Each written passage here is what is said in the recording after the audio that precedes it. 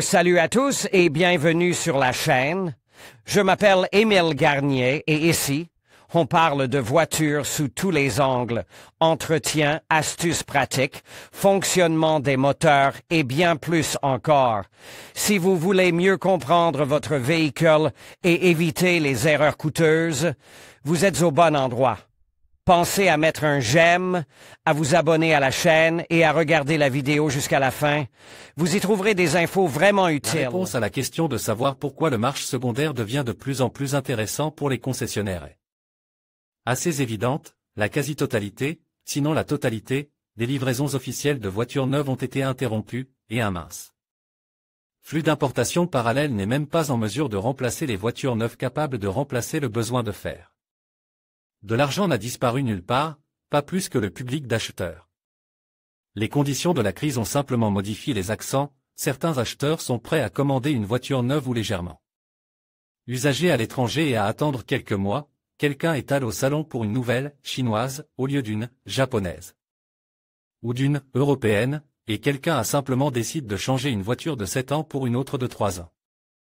Dans le même temps, de nombreux concessionnaires, en particulier les concessionnaires monomarques, n'ont pas seulement perdu une partie de leur portefeuille de produits, mais ont été contraints de trouver de nouveaux moyens de survie. L'échange de voitures d'occasion est l'un des moyens les plus logiques. D'ailleurs, les statistiques citées par les experts d'Avito ne confirment pas la pénurie dramatique de voitures neuves. Selon leurs données, le nombre d'offres dans la rubrique « voitures neuves » n'a pas diminué par rapport à l'année dernière, en moyenne. Il s'agit d'environ 89 000 annonces. Mais la demande de « voitures neuves » a diminué, et fortement de 43% d'un coup, et elle, qui a chuté de septembre 2021 à juillet 2022, a maintenant réussi à remonter un peu du bas de l'échelle. Les principales raisons de la chute de la demande sont également connues. Outre le déficit, il s'agit d'une forte augmentation des prix, liée en fait aux listes de prix officielles. Toutefois, les données d'Avito contiennent également une dynamique assez modérée. Le coût moyen d'une nouvelle voiture pour l'année augmente de 4% pour atteindre 2,95 millions, et affiche même une tendance à la baisse. Les importations parallèles méritent une mention spéciale. Sur Avito, les voitures importées dans le cadre de ces programmes sont vendues non pas dans la catégorie des voitures neuves, mais dans celle des voitures d'occasion, bien qu'elles aient un kilométrage moyen de 100 km.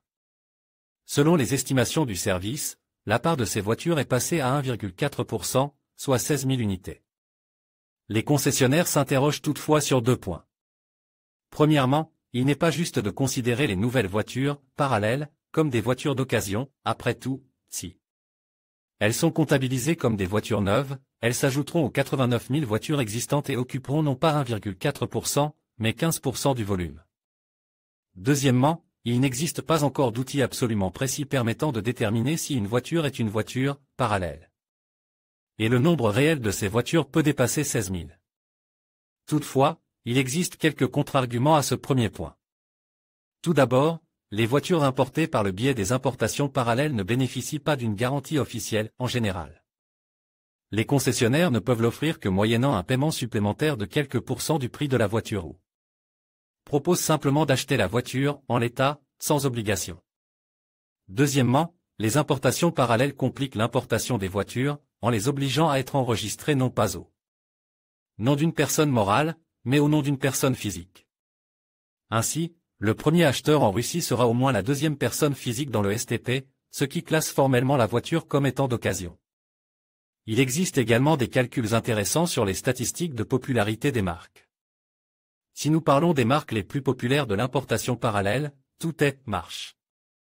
En octobre 2022, 2,5 milliers de Hyundai, près de 2,3 milliers de Toyota, 2 milliers de Kia et 1200 Mitsubishi étaient en vente. Les autres n'ont pas atteint la barre des 1000 voitures. Toutefois, le nombre d'offres d'importation parallèle de Cadillac, Honda, Land Rover, Porsche, Lexus et Subaru dépasse déjà le nombre de voitures de concessionnaires encore en vente. Aussi dynamique que puisse paraître le marché primaire, c'est maintenant le marché secondaire qui est en jeu. Le parc total de voitures particulières en Russie s'élève aujourd'hui à environ 45 millions de véhicules, dont environ 20 millions sont encore en edge d'intéresser les concessionnaires pour la revente. Sur Avito, le mouvement des masses de voitures est perceptible, le nombre d'offres pour l'année dernière a augmenté de 25%, pour atteindre 1,25 million. Il faut toutefois tenir compte du fait qu'il s'agit du nombre total de voitures qui ont été mises en vente au cours de l'année, y compris les annonces, dégelées. Si nous regardons les chiffres du site à l'heure actuelle, nous verrons environ 735 000 voitures à vendre. Le parc automobile du pays va certainement accélérer le rythme de son vieillissement à partir de cette année, mais jusqu'à présent, la part des voitures moins chères que 500 000 roubles sur le marché secondaire diminue et a atteint le chiffre de 44%. Toutefois, cette diminution n'est pas due au fait qu'il y a moins de vieilles voitures bon marché, mais au fait que les prix de nombreuses voitures existantes dépassent le demi-million de roubles. Cela est confirmé par le fait que la part des voitures coûtant entre 1 et 2 millions de roubles sur le marché secondaire continue d'augmenter. En général, le coût moyen d'une voiture d'occasion pour l'année écoulée a augmenté de 36%, contre 4% pour les voitures neuves, et a atteint 934 000 roubles. Et cette hausse des prix décourageait également les acheteurs, le nombre d'offres sur le marché secondaire, rappelons-le, a augmenté de 25%, mais la demande a chuté de ces mêmes 25%, mais pas de 43%, comme pour les voitures neuves. Nous pouvons ici nous pencher directement sur la manière dont les négociants existent et travaillent dans les conditions actuelles. Leur part sur le marché secondaire est aujourd'hui notable, mais elle n'est pas très importante. Environ 60% du volume des voitures mises en vente sur Avito proviennent de vendeurs privés, un peu plus de 20% de ce que l'on appelle les vendeurs professionnels, en clair, les revendeurs, et les 18% restants sont des concessionnaires. En d'autres termes, les concessionnaires ont déjà réussi à prendre presque la même part de marché que les revendeurs privés, mais leurs projets sont beaucoup plus ambitieux, l'objectif idéal est une part de 40%. Il sera sans doute difficile d'atteindre un tel résultat, surtout si l'on tient compte du fait que les concessionnaires, les revendeurs et les vendeurs privés jouent en fait dans des ligues de prix différentes. Le coût moyen d'une voiture chez un vendeur privé est de 770 000 roubles, de 850 000 roubles chez un revendeur et de 1,6 million de roubles chez un concessionnaire. En d'autres termes, les concessionnaires vendent tout simplement des voitures plus chères, leur prix moyen étant 2 fois plus élevé que celui des autres. Et cela s'explique aussi. Le marché secondaire en Russie, pour parler franchement, est encore assez sauvage. Alors que dans les pays européens, par exemple, la Belgique ou la France, vous pouvez même aller en prison pour avoir modifié le kilométrage. Dans notre pays, il s'agit d'une procédure courante dans la préparation d'une voiture avant sa vente, modification, pas prison. Cela fait des années que l'on parle de punir le fait de rouler sur le kilométrage depuis des années, mais c'est toujours le cas. Enfin, et d'autres histoires de tromperie se retrouvent partout, des vendeurs peu scrupuleux camouflent les défauts de leur voiture. Les défauts de leur voiture et les revendeurs trouvent des problèmes inexistants dans les voitures d'autrui. À cela s'ajoutent les problèmes de privilèges et de plaques d'immatriculation en double, interdiction d'immatriculation, voiture en double et d'autres stratagèmes pour tromper l'acheteur, et vous aurez une idée relativement complète de ce à quoi vous devez faire face lors de l'achat d'une voiture. Les concessionnaires eux-mêmes vivent la même réalité et ne sont pas en mesure de s'assurer à 100%, ni eux ni leurs clients, qu'ils n'achèteront pas une voiture non idéale. C'est pourquoi ils essaient généralement de minimiser les risques en revendant des voitures relativement neuves et chères. Malgré cela, le volume des ventes de voitures d'occasion chez les grands concessionnaires qui mettent l'accent sur le marché de l'après-vente a depuis longtemps dépassé celui des ventes de voitures neuves. Alors que les voitures neuves représentaient encore la majorité des ventes en 2020, les courbes se sont croisées en 2021, et maintenant. En 2022, les voitures d'occasion se vendent plus souvent que les voitures neuves chez de nombreux concessionnaires. Cela peut être considéré comme le premier signe important de la réorientation des concessionnaires vers le marché des pièces de rechange et de leur volonté d'accroître leur part de ce marché. Toutefois, l'augmentation de la part de marché ne se fait pas toute seule. Personne n'annule les lois du marché, et plus les conditions de vie des concessionnaires deviennent difficiles, plus ils s'efforcent d'attirer les acheteurs, et plus le niveau de service fourni aux acheteurs de voitures d'occasion augmente.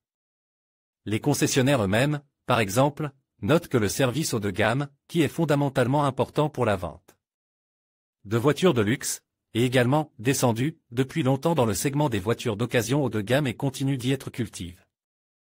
En d'autres termes, une Mercedes de 3 ans peut être remise à l'acheteur avec un peu moins de solennité qu'une voiture neuve. Cependant, tous les clients ne sont pas intéressés par un ruban, une couverture sur la voiture, des clés dans une belle boîte et des autres joyeusetés. Certains attendent des concessionnaires des offres plus pratiques et des innovations, et les concessionnaires s'efforcent également de satisfaire ses clients. L'un des sujets les plus populaires est la garantie d'une voiture d'occasion. Il va sans dire que ce sujet n'est pas nouveau et qu'il n'est pas aussi « bonus » qu'il n'y paraît. Par exemple, en Europe, lors de l'achat d'une voiture d'occasion, le concessionnaire fournit souvent par défaut une garantie de plusieurs mois pour au moins les principales unités et assemblages. Et même si de telles conditions ne sont pas stipulées, si la voiture tombe en panne, l'acheteur a une chance tangible de faire valoir ses droits dans le cadre d'une procédure préliminaire ou judiciaire. En Russie, cependant, une voiture d'occasion devient généralement un problème personnel pour son nouveau propriétaire dès la signature du contrat de vente. Et l'offre d'un concessionnaire de fournir une garantie sur une voiture d'occasion devient déjà un argument en faveur de l'achat dans un salon plutôt qu'auprès d'un particulier. Bien sûr, il ne faut pas compter sur la gratuité des soins, le concessionnaire est toujours intéressé à gagner de l'argent, et la garantie sera donc payée. Toutefois, les statistiques recueillies par les concessionnaires montrent que 53% des acheteurs sont prêts à payer pour la garantie d'une voiture d'occasion. Certaines entreprises offrent même une certaine forme de garantie gratuite, ce qui constitue un avantage concurrentiel. Pour l'acheteur, il s'agit d'un bonus très agréable. Parmi les nouveaux services générés par la pénurie actuelle de voitures neuves, on peut citer les immenses centres de vente de voitures d'occasion, les mégamalls. Un tel centre, d'une superficie de 15 à 30 000 m², peut concentrer 1,5 à 2,5 milliers de voitures à la fois. Les modèles les plus populaires peuvent être présents en grand nombre, 10, 20, voire 30 pièces. Cette approche permet au client de venir voir plusieurs voitures qui correspondent à son budget. Et s'il choisit parmi plusieurs modèles ou s'il n'a pas encore décidé ce qu'il veut, il a toutes les chances de le faire. Toute voiture peut également être inspectée sur un pont élévateur, que l'on trouve généralement dans tous les centres commerciaux. En plus du service de vente, il existe également un service d'achat de voitures avec kilométrage, c'est-à-dire que ceux qui le souhaitent peuvent venir au même endroit, faire évaluer la voiture et la vendre ou l'échanger contre une autre. D'une manière générale, le concept de grande salle d'exposition de voitures n'est pas unique, mais sa réalisation dans les nouvelles conditions mérite qu'on s'y attarde. Les nouveaux services et opportunités ne sont pas seulement créés par les concessionnaires, mais aussi pour les concessionnaires. Par rapport aux acheteurs privés, les concessionnaires sont mieux équipés techniquement, non seulement avec de grands locaux, leurs propres stations-service et leur infrastructure générale, mais aussi avec des produits logiciels. Par exemple, lors de la conférence Auto, le service AutoHub a été présent. Il s'agit d'un service en ligne permettant de gérer les processus de travail d'un centre de concession. Outre l'automatisation, les statistiques et les rapports, il permet aux concessionnaires de rechercher rapidement des voitures d'occasion sur les principaux marchés en ligne, de les vérifier rapidement et de les acheter, parfois même avant la publication de l'annonce. En d'autres termes, certaines bonnes voitures peuvent littéralement disparaître dans les minutes qui suivent le moment où le vendeur appuie sur le bouton de publication de l'annonce. Étant donné le nombre limite de voitures avec lesquelles les concessionnaires essaient de travailler, cela ne gêne pas tellement les acheteurs privés, mais donne tout de même un certain avantage aux grands acteurs.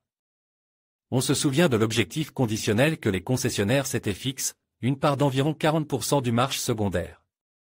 Il est encore trop tôt pour parler de la possibilité d'atteindre cet objectif, car il y a trop de variables dans l'équation, il y a une grande différence dans le coût moyen de la voiture vendue entre les concessionnaires, les revendeurs et les particuliers, et la croissance générale des prix sur le marché secondaire, et le refus banal de nombreux acheteurs de surpayer le concessionnaire lorsqu'ils achètent une voiture. Après tout acheteur comprend parfaitement que le concessionnaire vend la voiture avec sa marge, et qu'il lui semble donc que la même voiture peut être trouvée moins chère chez un concessionnaire privé. Et négocier avec le concessionnaire ne fonctionnera pas, contrairement à ce qui se passe avec le même vendeur privé. Néanmoins, les experts d'Avito Auto notent un fait curieux, seuls 10% des utilisateurs filtrent les annonces selon le critère « vendeur ». Alors que la possibilité de ne choisir que les annonces de particuliers est ouverte à tous. En d'autres termes, la grande majorité de ceux qui recherchent une voiture n'accordent pas beaucoup d'importance à la personne à qui l'acheter. Il s'avère que la question principale est de savoir si les concessionnaires parviendront finalement à renforcer dans la conscience des gens que l'achat d'une voiture chez eux est synonyme de qualité du service à la clientèle, de possibilités d'obtenir au moins certaines garanties techniques et juridiques après l'achat, de réduire le risque de tomber sur une voiture à problème et d'options supplémentaires, telles que la possibilité de négocier une remise ou un jeu de pneus. Et pour ce faire, toutes ces belles paroles devront être accompagnées d'actes. En conclusion, il est clair que la lutte pour le marché de l'après-vente ne se limite pas seulement aux importations parallèles. Les concessionnaires jouent un rôle crucial en s'engageant activement dans cette bataille, en offrant des services de qualité, développant des relations de confiance avec leurs clients et en s'adaptant aux nouvelles tendances du marché. En investissant dans la formation et l'innovation, ils peuvent non seulement protéger leur part de marché, mais aussi renforcer leur position face à la concurrence. Ainsi, l'avenir de l'après-vente dépendra de leur capacité à s'adapter et à répondre aux attentes des consommateurs tout en préservant la valeur ajoutée de leur expertise.